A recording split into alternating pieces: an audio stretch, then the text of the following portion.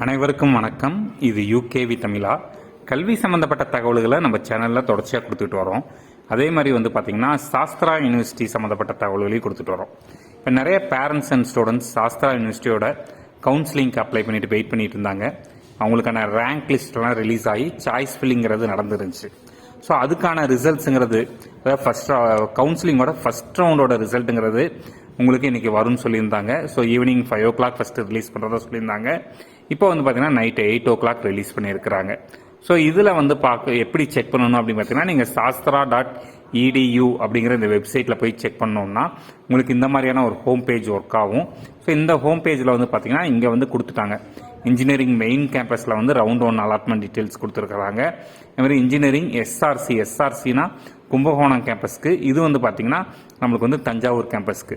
So நம்ம இதில் எப்படி போய் செக் பண்ணணும் அப்படின்னு பார்த்தீங்கன்னா உங்களுக்கு இந்த மாதிரி இங்கே கிளிக் ஹியர்னு இருக்கும். அந்த கிளிக் ஹியரை கொடுக்குறீங்க அப்படிங்கிற பட்சத்தில் நம்மளுக்கு இந்த மாதிரியான ஒரு வெப்பேஜுங்கிறது ஓப்பன் ஆகும்.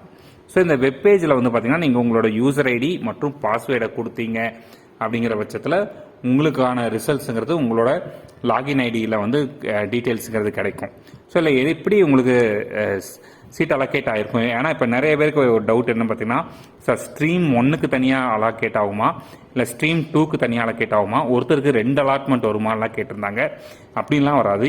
நீங்கள் ஸ்ட்ரீம் 1 ஸ்ட்ரீம் 2 ரெண்டுலையுமே அப்ளை பண்ணியிருந்தாலுமே உங்களுக்கான அலாட்மெண்ட்டுங்கிறது ஒரு அலாட்மெண்ட் மட்டும்தான் வரும்.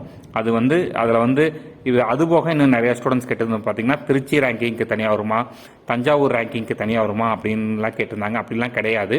உங்களுக்கு மொத்தமே ஒரே ஒரு சீட்டு தான் அலோகேட் ஆகும். அதுவும் எந்த பிரான்ச், என்ன கும்பகோணம் கேம்பஸா இல்லை நம்மளுக்கு மெயின் கேம்பஸா, என்ன டிபார்ட்மெண்ட்டுங்கிறது மட்டும் தான் அலோகேட் ஆகுங்க. ஸோ இந்த வீடியோ பார்த்துக்கிட்டு இருக்க ஸ்டூடெண்ட்ஸ் அண்ட் பேரண்ட்ஸ் உங்களோட ரிசல்ட்ஸை போய் செக் பண்ணுங்க. அதுபோக உங்களோட ரிசல்ட்ஸ் நீங்கள் பார்த்துட்டு உங்களுடைய அலாட்மெண்ட் டீட்டெயில்ஸுமே இந்த வீடியோ கீழே கொஞ்சம் கமெண்ட் பண்ணிங்கன்னா இந்த கவுன்சிலிங்காக அடுத்த ரவுண்டுக்கெல்லாம் வெயிட் பண்ணிட்டு இருக்க மாணவர்கள், ஏன்னா எல்லாருக்குமே இந்த ரவுண்டில் சீட்டு கிடைக்குமான்னு கேட்டால் கிடைக்காது. ஸோ வெயிட் பண்ணிட்டு இருக்க மாணவர்களுக்கு பின்னாடி யூஸ்ஃபுல்லாக இருக்கும்.